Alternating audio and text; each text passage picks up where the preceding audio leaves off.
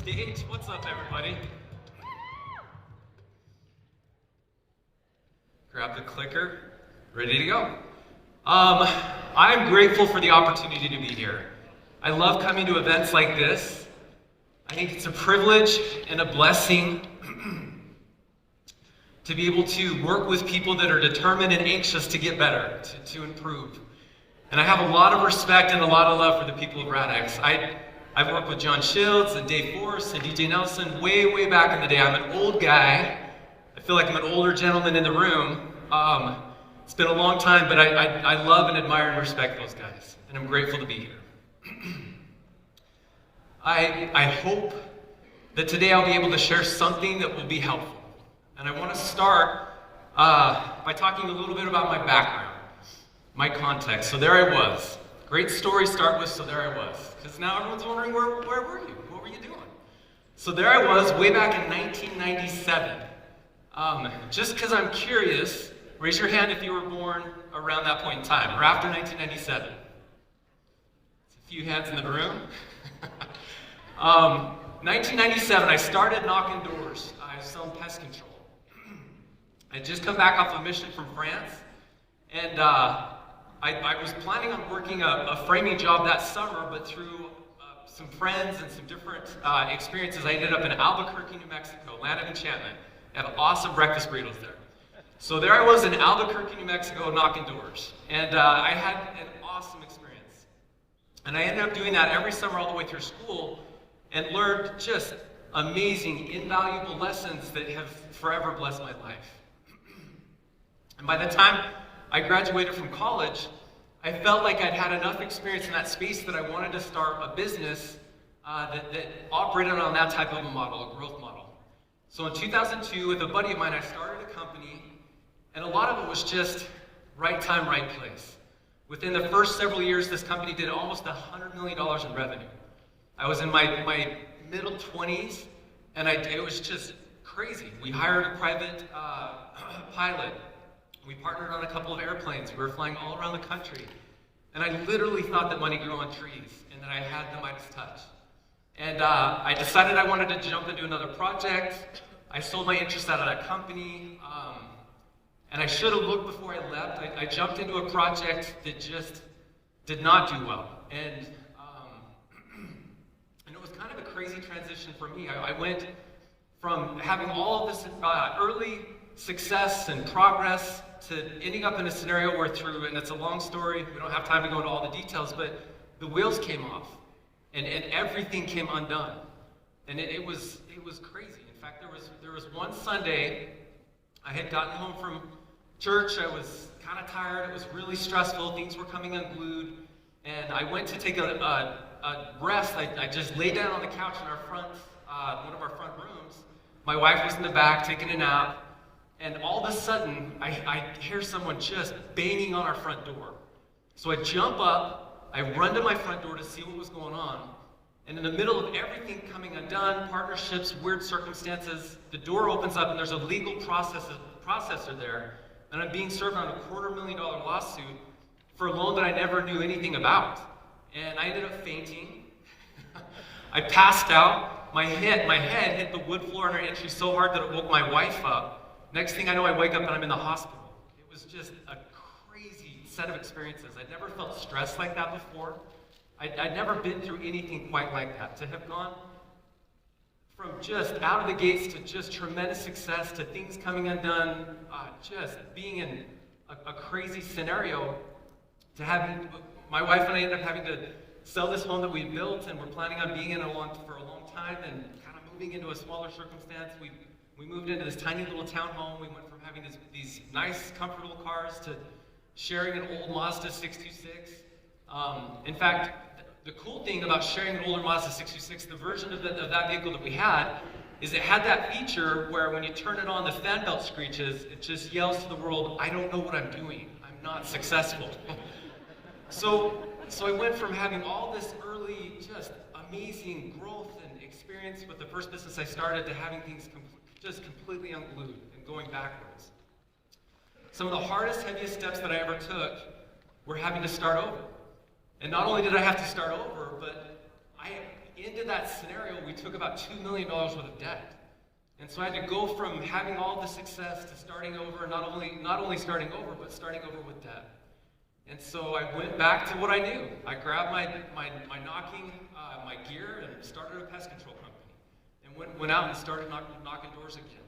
And those were some of the most difficult, stressful steps I've ever taken in my life, to kind of get back out there and have to start all over again. And it was an absolute grind. And that was around 2010. And then from 2010 till about 3 years back, just grinded it out. I started a software company shortly after that to provide services to pest control companies. I started a pest control company. And little by little, I was able to slowly build these organizations, but it was just so stressful. And we were really fortunate and very blessed. Several years back, we were able to sell the software company to a publicly traded company. And it was a healthy enough exit that it put my wife and I in a position where we just didn't have to worry anymore. And I was able to focus on investing and spending time with family. And it's been a crazy journey. And as I look back, because I feel like I'm further down the line now, I'm excited for the opportunity to be able to share with you guys 4 principles that changed everything for me. And the first one is choose faith. So I've been through a lot. I've seen the actual up-close impact of wealth. I've made millions of dollars. I've lost millions of dollars. I'm married to the most beautiful woman in the world on the inside and outside, my absolute idol and best friend. We have children. I have 5 kids. Raise your hands if you got kids. It's the coolest thing. And it's a love that I never imagined was possible. I've traveled. I've lived in different countries. I've been taught by giants. I focused on reading. I've searched, asked questions. I've been willing to challenge every thought. And all of my experience over and over and over again has taught me that God is real. And that where there is design, there was a designer. Where there is design, there was a designer. And as I look back on my life, God's hand in my life is unmistakable and undeniable. The path that is behind me is not one I would have ever hoped for or drawn out if I got to decide how things were going to go. But there's just power that comes in faith. And that has made a huge difference in my life. And it's interesting, I really love that Nick talked about how to make decisions. Because even today, you guys are going to hear me make recommendations about how to do certain things that have worked for me. But in life, you will come to crossroads over and over and over and over again. And it's not always that there's a right or a wrong path. But for me, my faith has been an enormous blessing in feeling assurances about being on the right path, and then being able to look back and know that I was blessed. And that has been my anchor, and an approach I would 100% commend to you. To do everything that you can in your life to choose faith. I promise you it's a choice you will not regret. Lesson number 2 that has made a big difference in my life. Integrity. Absolute integrity opens the best doors. I want to share 2 quick stories. So, when I was in school, I was looking everywhere for Meg. My wife's name is Meg. She's actually here today. I love her and I'm glad she's here. But I was looking everywhere for her. Like I was dating tenaciously. I was going on a couple dates a week. I wanted that in my life. I was anxious to find somebody I could share my life with. And I wasn't putting that off. And I made it all the way almost through my whole collegiate experience. Still unmarried. I was 26, a total menace to society. And I ended up at Lagoon, because that's where all great romance starts, Lagoon. Just in case you're wondering, that's where you go to find love. So there I was at Lagoon, looking for my wife. And as luck would have it, it was actually an end-of-year banquet for preventive pest control. And she came down on a date with another dude. So this started the switchover, right? So I'm there with some friends. I run into this group, and my wife happens to be there on a date with another guy. So we just start interacting and chatting with each other.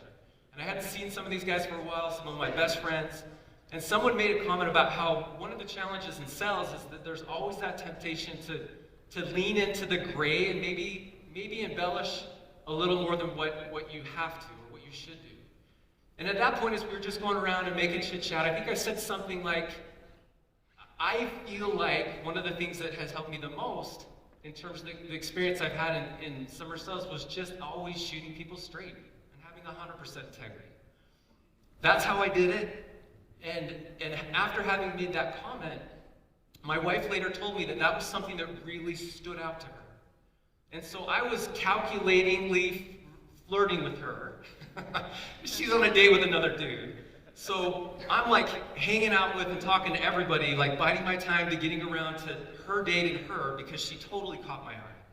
But at the end of the night, she broke away from her date. In fact, before the end of the night, I asked my buddies about Meg. I'm like, hey, tell me about this girl. And my friends were like, dude, you got no chance with her. Everybody in Rexburg is chasing this girl. And so I kind of was like, all right, I'm not going to worry about it too much. But at the end of the night, she broke away from her date, and she came and grabbed me and said, hey, if you're ever in Rexburg, give me a call. And I was like, yes. I mean, I didn't say that obviously in the moment. But I was able to get her number a little bit later. But to me, that's just an example of how if you're willing to be an individual who is focused on integrity, good things will follow you. And again, that was something that stood out to her, and I'm grateful for that. One more quick story on this front. So early on, when I had started my pest control company, we ran into a scenario where we had been reusing a receivables line of credit through American Express to cover some of our back-end payments towards the end of the year. Well, we get to the end of the year, and like clockwork, Amex had renewed and re-upped our receivables line every single year. So we're lining up to make back-end payments. We go to renew that line, and for whatever reason, it didn't renew. And so there I was in a scramble trying to figure out how do I come up with $500,000 in a couple of weeks? And it was a very stressful moment. I was able to kind of line some different options up, but nothing was settling until about a week before back ends. I got about $500,000 worth of back ends, and I don't have the money to cover it. So I called one of my good friends, Kevin Olson, one of the founders of Preventa Pest Control, and I explained my situation to him. And I was like, dude, is there any chance you can hook me up with $500,000 in about a week? And he said, you know what? I trust you. I've known you for a long time, and I know you'll pay me back, so yes, send me wiring information. And that to me was another validating experience about the integrity, the importance of integrity, and just building relationships and being somebody that when you say you're going to do something, you do it. Third lesson that has made a huge difference in my life is that real happiness comes from giving more than you take. I had the opportunity to listen to Dennis Webb speak to a group in a setting somewhat similar to this. In fact, I think both Dave and John were there when Dennis spoke to us. Dennis Webb was one of the founding influences of Franklin Covey. He's trained and worked with like tons of really successful Fortune 500 individuals. He's a very wealthy, connected, intelligent guy. And it was interesting as he was presenting to our group, he did something that was unique. He asked our group, he kind of paused. I could tell that he was part of the way through his presentation, but he paused and kind of put his thoughts to the side. And he asked everyone, he said, okay, raise your hand if you want to be a millionaire. And everyone raised their hand, with one exception. It was actually John Shields. And I remember being really impressed by that. Just knowing enough about John in that moment to know that he was somebody that was always determined and interested in finding happiness in a lot of different places and not necessarily only focused on just the financial component. But Dennis went on to explain something to our group that I thought was really interesting. He said, happiness has a relationship to wealth. We need to have our basic needs met, and then beyond that, our wealth can be reasonably used to meet a certain level of luxury in our lives. However, the minute you begin to spend into the category of lavish luxuries, there will come a proportionate decline in your own happiness. The more you spend on yourself, the more fleeting will be your happiness. So my experience with money, as I've watched individuals come into it and out of it, is that as you get further down the line and you have more financial flexibility, it's actually harder not to turn inward. It's harder not to become more selfish with your time and your money. It's hard not to think, well, I've worked hard for this, now I want to rest and indulge myself. I've heard people often talk about how money doesn't just amplify what you are, but Well, I think a lot of times people will talk about how money just amplifies what's already in you. And I think that's true to a certain extent. But I've also seen that it can create a temptation to become more self-indulgent. And as I look back on all the experiences that I've had, I'm just convinced that one of the secrets to true happiness in life is always turning outward. Always looking for opportunities to give and lift and bless other people. And it's a little counterintuitive, but it literally is just a key that doesn't rust. It's a principle that whether you agree with it or not, and to the extent you abide it, will have a huge impact on your happiness. Is your willingness to just not worry about yourself. To not think, well, what's in it for me? To not worry about, well, what do other people think about me? Am I saying this or doing this in a way that other people will admire me? To the extent you operate and think on that side of the spectrum, your happiness will be diminished. I promise you that's true. And to the other end of the spectrum, to the side of that spectrum that you think, I'm not worried about what other people will think about me. I'm not worried about what's coming back to me from this equation. I'm just going to selflessly try to give and lift and do more. And I promise you, the further you're able to shift your thoughts and mindset and stay in that place, the happier your life will be. And then a huge byproduct of that is that big doors will open up in front of you. And amazing opportunities will be there for you. I know that's true. I have absolutely seen this principle play out in my life over and over and over again. Tony Hsieh, one of my favorite books, Delivering Happiness, founder of Zappos. He has a really interesting insight in that book about networking. And I love the way that he frames it. He talks about how a lot of people think of networking in terms of trading. What can I get out of this relationship? And the reality of it is that people are not functions. And to the extent that we can just give and connect without even thinking about what we get in return, you get to live more freely, you're more relaxed, you will have more love and fun and friendship in your life. I promise that principle is true. Always give more than you take. It changes everything. Always give more than you take. It changes everything. Your life will be full of love and happiness and learning and opportunity. And when the success comes, don't put those principles on the shelf. That's something else that I've seen that's even been a little challenging for me in the last 3 years, arriving at a place now where I don't have to work. It's been critical for me to stay centered and happy, to be productive, and not put some of these concepts or principles on the shelf. And I would encourage you guys to remember and put those things away in your thoughts as you encounter and come into more and more success and progress in your life. Principle number 4, document your purpose and goals and aim for the stars. So the science here is fascinating. And I'm not a scientist, but I want to get a little scientific, just for fun, all right? So here we go. So here's some science. Surgery, as my kids would say. There's some surgery science for you. So physiologically, all of us have what's called a reticular activating system. And its job is to filter stimulus and information that comes into our brain. Scientists have discovered that there's about 200 million bits of information that are coming into our cognitive centers per second. But our brain can only manage about 40 bits a second. So what the reticular activating system does is it filters out the things that we've trained it to filter out, and it focuses on the things that we've trained it to focus on. So I'll give you an example of this. I like trucks. Does anyone here like trucks? I have a Chevy truck because it's the best truck that's out there. Some of you might disagree, but that's okay. I have a Chevy Duramax HD. I love my truck. I notice trucks. When I'm driving around, I see trucks. I like boats. My wife and our family, we like to go boating. When I'm driving around, I see boats.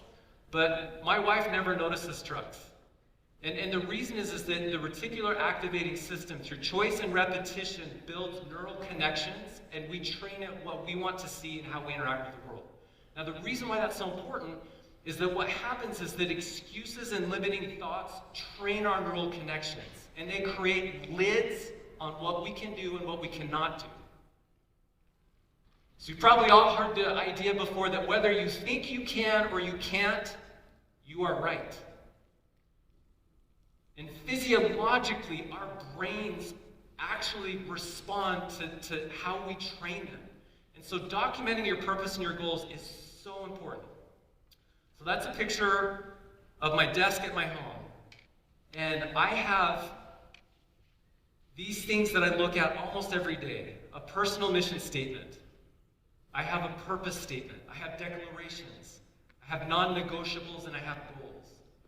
And what these things are helping me to do over time is reinforce who I want to be and what I want to do. As I look at these every day and I engage my thoughts and my mind in the practice of helping me to accomplish my goals, I'm leveraging the most powerful thing I have in my disposition to make progress, and that's my mind. I want to just share a couple of examples from this. So for me, the person that I want to be, my personal mission is to be a valiant Christian, to be an extraordinary husband and father, to give help and hope to thousands. My purpose statement, I will always give more than I take, so that my life will be filled with love. I will push myself beyond my limits every day so that I can accomplish my goals. I will relentlessly pursue perfection, so that I'm always becoming a better person. And then I have declarations, I have non-negotiables, I have goals, and I look at these on a daily basis, and we all have the potential within us to become different. My favorite word is become. Because there's magic in our potential to shape our future and to get better every day. I know that's true. I've seen it in my own life, and I've seen it in the lives of so many people I love and admire. Doug Warren said this: people and nature are naturally structured to continually improve. You are the one who must commit to determining your own productivity, earnings, and lifestyle. No one can do that for you. We all have what it takes, and it is solely our choice to do so. That personal commitment to do so always awaits us. And his book, Mind Over Time, is amazing. And in the very last part of this quote, he says this: our mind is always ready to go to work upon our command. Who do you want to be? I would encourage all of you to think about what is the absolute best version of you? Who is that? Write that down. What do you want to do? Aim for the stars. Just knock it out of the park. Because life's more fun when you just swing hard. You'll miss, but when you're just swinging with everything you've got, you become stronger. Life's more fun, and occasionally you'll knock some out of the park. And the joy is 100% the journey. So if this isn't something that you already are doing, with all of my heart, I would encourage you to write these things down and make sure that these things are somewhere you can see them every day. Your purpose, your mission, your declarations. Who are you working to become in your life? And this helps me because I'm not perfect. There are places where I still have gaps. But because I'm trying and I'm looking at this and I'm thinking about this and I'm refining this every day, I sometimes wake up in the morning and I have ideas that I don't even know where they came from. Because I've engaged my mind in this process, and I'm conditioning my reticular activating system, the neural connections that I'm using to frame what I believe I can do and what I can't do. I'd 100% encourage you to set a timer on your phone daily, whatever it takes to make sure you're thinking about these things, looking at these things, and leveraging your own ability to become better. All right, I've got about 6 minutes left and about half my presentation, so that's good. Now what I want to do, I want to shift gears a little bit, and I want to share with you some of the tactical financial lessons I've learned as I've spent the last 3 years focused on investing. I want to talk to you about some of the things I've noticed, the things that have helped me manage money, and I feel like I wish I would have had someone sit me down and have this chat with me 3 years ago. So here we go. We've got 5 minutes. This will be fun.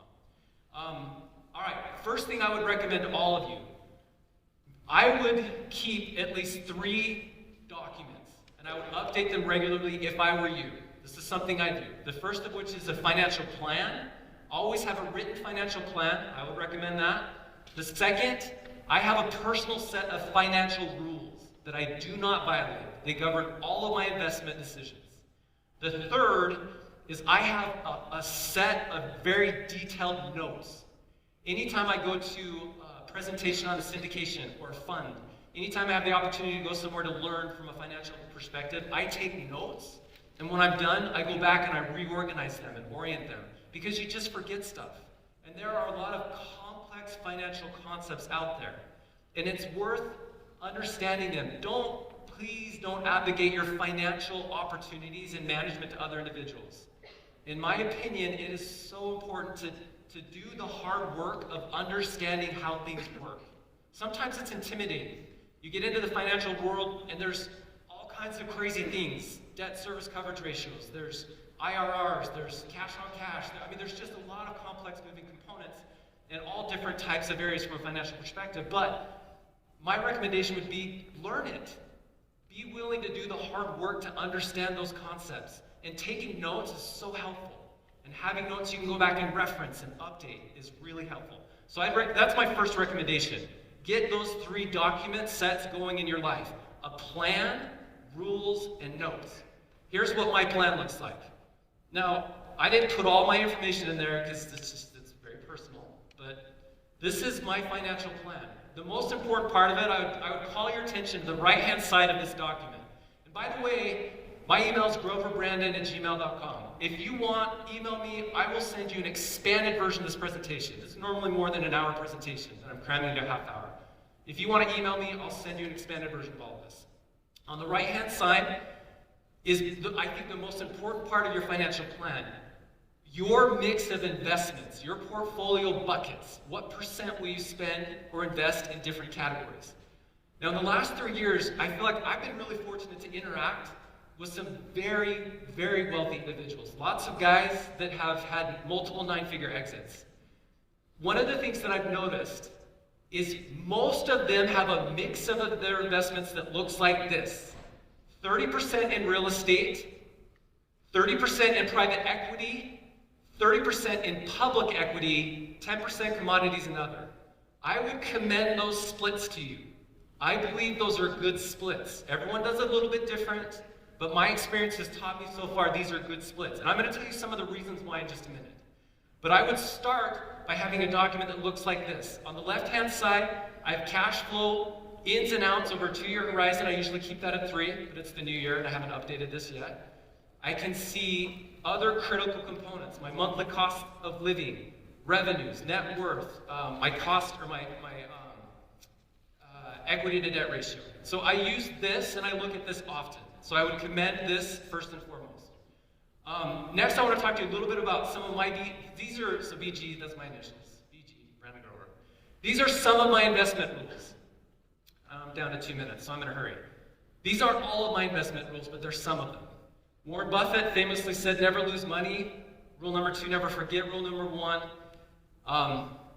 Rule number 3, never personally guarantee more than 25% of your net worth.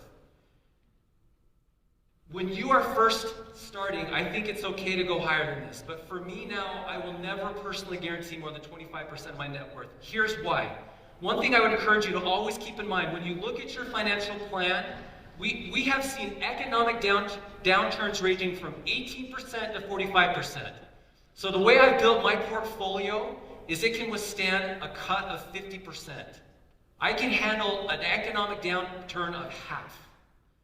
And a lot of my rules influence that. Home paid off quickly and always. I keep 250 grand in cash in emergencies, and only for emergencies. That's more. Most people recommend 6 to 12 months. For me, I keep more than that. Debt service coverage ratio on all my investments is always over 1.2%. If we have a little bit more time, I talk about that more expansively. My total portfolio debt to equity ratio will never be higher than 25%. Now, I want to call attention to one concept here, and then I need to wrap up. I would invest. A lot of people want to overlook the importance of public equities, but they are liquid. And if you have 30% of your portfolio tied up in public equity, it gives you the ability to hit this ratio pretty easily, but it also makes you liquid, which in downturns is incredibly important. I'm going to go over some of these kind of quick. So real estate tips. I would say, I love what Nick talked about, like look for partnership opportunities. Funds and syndications are awesome because you can partner with other individuals that have done it. Real estate is awesome because it cash flows. And as you invest in syndications and funds, look for a 7 to 9% cash on cash return and IRRs of 20%. When you start doing your own deals, look at groups like FIG. It's an easy, inexpensive way to get into owning your own properties. I'm going to skip ahead. Private equity tips. I love private equity. Real estate, someone very wise once told me, real estate is great for wealth preservation and moderate expansion. Private equity is awesome for home runs. There's more risk there, but it's awesome for home runs. I love investing in early stage SPVs. I've done several through Lionel. There's tons of early stage funds out there. If you email me, I'll send you an expanded version of this that will give you some different groups that I've worked with. This is funny, so I'm going to say invest in early stage SPPs, ventures, and private equity funds, not in Uncle Rico's company. Finally, make sure that you always understand and believe in what you're investing in and the management team that's behind it. I'll give you one quick example. An early SPV that I invested in last year, I put $500,000 in a company. They just re-rounded, they 4x my money, and in about 2 years it looks like it'll be a 10x. So that will have been 500 grand that will go to 5 million in about 3. That's part of the reason why I love private equity. Public equity tips, I want to touch on a couple concepts here. Buy individual equities is my recommendation. Buy 10 to 15 of them, right size it. Try to buy equities in companies with at least a 5 million market cap or greater. And by the way, this right here is an amazing way to buy equities. I've made a lot of money in the stock market this year, and this is exactly how I've done it. Liquidity, try to find companies that trade at least 1 million shares a day. That will make it easy to get money in and out. Keep it simple as far as the trends. Look at the last 3 to 5 years and make sure that there's been good growth. The strategy here, you guys, please don't forget this. You want to hold it for at least 2 years. Do not become a day trader. You have to play the long game here or you will go crazy. The final tip is that when you buy and sell, set your buy limits on last month's low and wait. And when you sell, set your limits on last month's high and wait. Most stocks fluctuate about 9 to 10% per month, and this strategy bakes about a 20% gain and just into the buy and sell. Now, one last quick thought here on public equity. I promise you, if you deploy these strategies, it's hard to miss. And the thing that's amazing about public equity is you can still relatively easily generate 20% plus IRRs, but it's liquid, especially if you do it this way.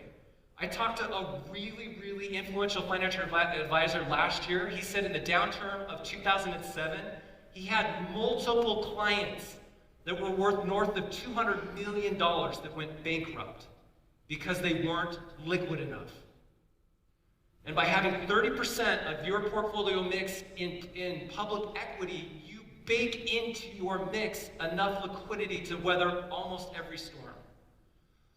I apologize, I wish I had more time to go through some of these concepts, but these things have been really helpful for me in terms of things that I've learned and tried over the course of the last several years. In conclusion, with all my heart, I would encourage you to do everything that you can to lift your focus and attention on these concepts. To choose faith, it's worth it. To live with absolute integrity, it keeps doors open and allows for the best kind of friendships and relationships.